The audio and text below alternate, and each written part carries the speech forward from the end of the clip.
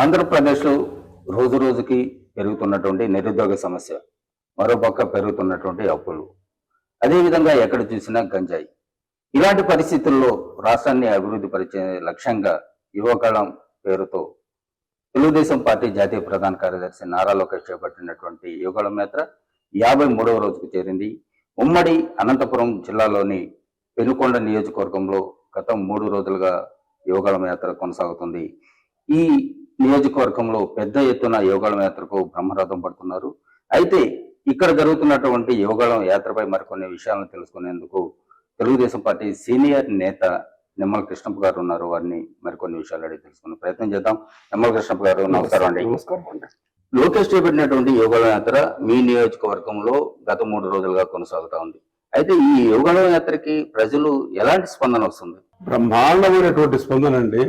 ఈ రోజు మేము ఎక్కడ పోయినా, గతంలో మేము గ్రామాలకు పోయినప్పుడు వస్తాం బయలుదేరుతాం అనేటువంటి వాళ్ళు, మేము ఈ రోజు గ్రామాల్లోకి పోయి మన నారా లోకేష్ గారు వస్తున్నారు, మనల్ని గురించి ఉద్దేశించి మాట్లాడేదానికి, భవిష్యత్తు కార్యాచరణ ప్రణాళిక తయారు చేసుకునేదానికి వస్తున్నాడు, యువగలం పేరుతో వస్తున్నాడు, మీరందరూ తరలి రండి అంటే, మీరేది చెప్పేది మేము ఆల్రెడీ సిద్ధమైపోయినాం, మేము సోషల్ మీడియాలో చూసాం, పత్రికల్లో చూసాం, మేము సిద్ధంగా ఉన్నాం వచ్చేదానికి అనే ఒక ఉత్సాహంతో ఈరోజు ఉరకలేస్తూ ముందుకు వచ్చేటువంటి పరిస్థితి ఈరోజు మాకు కనపడతా ఉంది.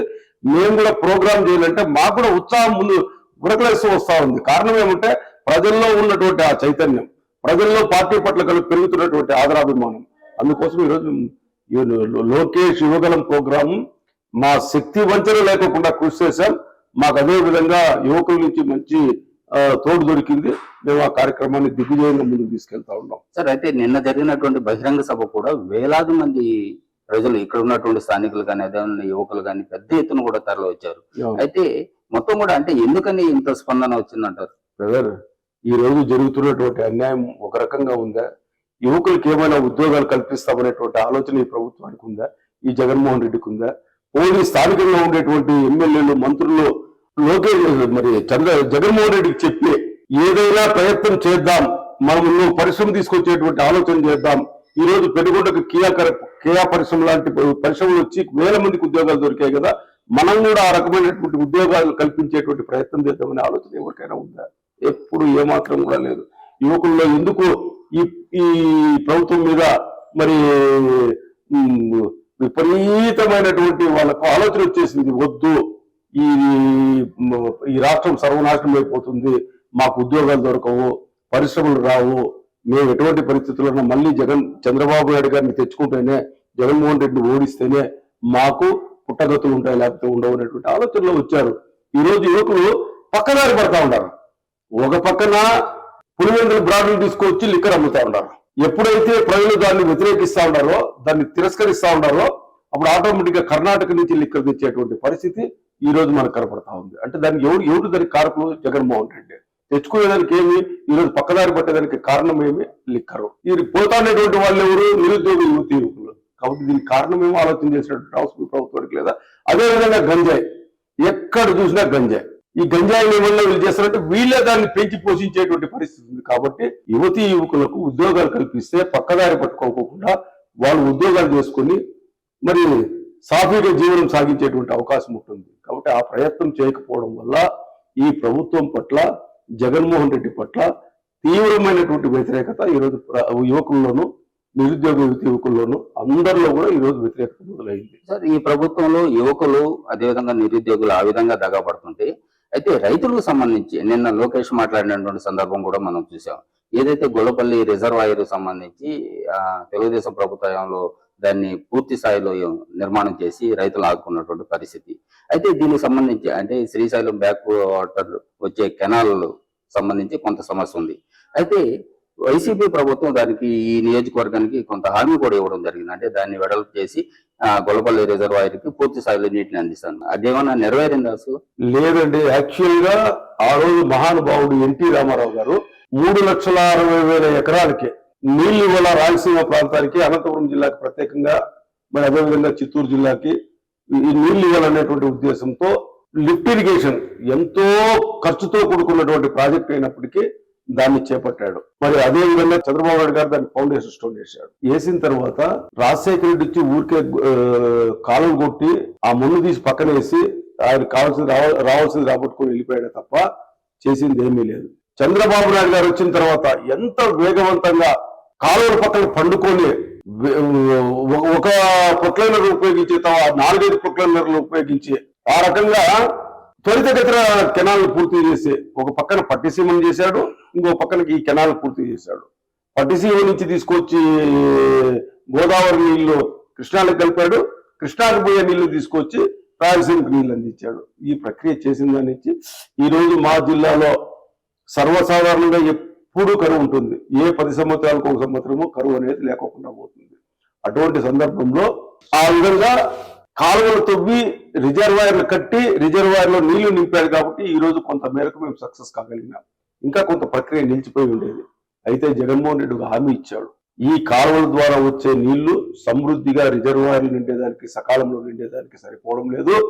నేను వస్తే అధికారంలోకి కాలువ వెడల్పు చేసి త్వరితగతిన రిజర్వాయర్లు నింపే ప్రక్రియ నేను చేపడతానని చెప్పాడు. ఎక్కడ చేశాడు చెప్పండి? ఇంతవరకు 1 ఇంచి ఎక్కడా పనిచేసిండేది లేదు, ఎక్కడ ఒక కాలువ తవ్విండేది లేదు, ఒక చెరువు నింపిండేది లేదు. ఆ రోజు చంద్రబాబు నాయుడు గారు చేసిండేటువంటి పని ఎక్కడ నిలిచిపోయిందో అక్కడనే నిలిచిపోయింది. కానీ మళ్ళా దాన్ని ముందుకు నడిపించేటటువంటి ఏమాత్రం ముందుకు నడిపించేటటువంటి కార్యక్రమం అయితే లేదు. కాబట్టి మళ్ళా ఈ రోజు రైతులంతా కోరుకునేది ఏమంటే, ఈయన ఉండే సమయంలో ఇది పూర్తి కాదు, మా చెరువులు నిండవు, రైతాంగం మేము బాగుపడాలంటే మళ్ళీ చంద్రబాబు నాయుడు గారే రావాలా, ఆ కాలువలు పూర్తి కావాలంటే మళ్ళీ చంద్రబాబు నాయుడు గారు వస్తే పూర్తి అవుతాయి అనేటువంటి ఒక సత్సంకల్పంతో చంద్రబాబు నాయుడు కోసం ఎదురు చూసేటువంటి పరిస్థితి ఉంది ఈరోజు రైతాంగం. కాబట్టి ఆ విధంగా చంద్రబాబు నాయుడు గారు రావాలా, ఈ కాలువలు పూర్తి కావాలా, మెయిన్ కెనాల్ కూడా వెడల్పయ్యి రిజర్వాయర్లు నిండే పరిస్థితి, త్వరితగతిన నిండే పరిస్థితి కనుక వస్తుంది అని ఆశిస్తా ఉన్నారు.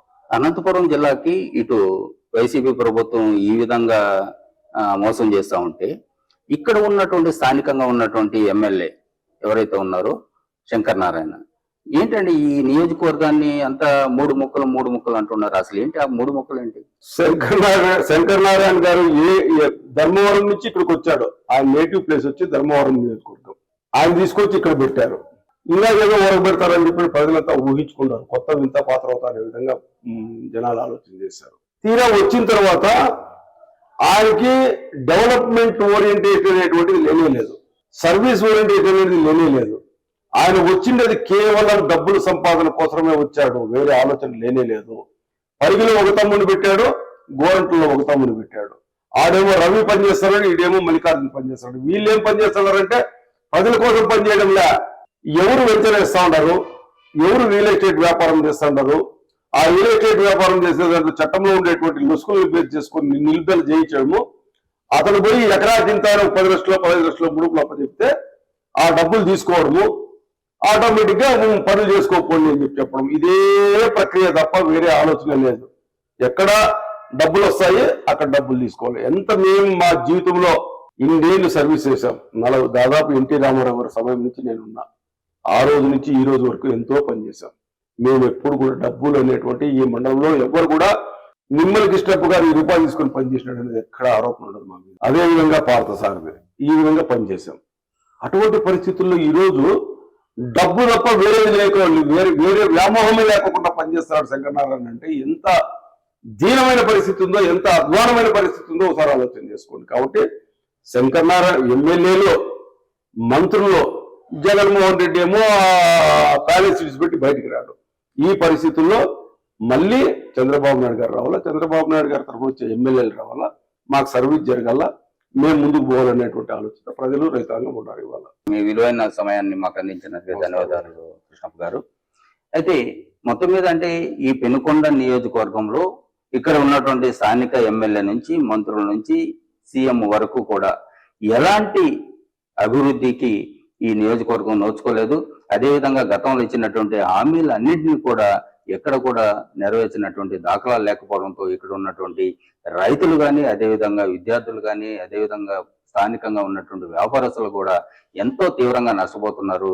ఈ నష్టాలు అదేవిధంగా కష్టాలు పోవాలంటే మాత్రం మళ్ళీ తెలుగుదేశం పార్టీ అధికారంలోకి రావాలని చెప్పి ఇక్కడ ఉన్నటువంటి నేతలు అభిప్రాయపడుతున్నారు.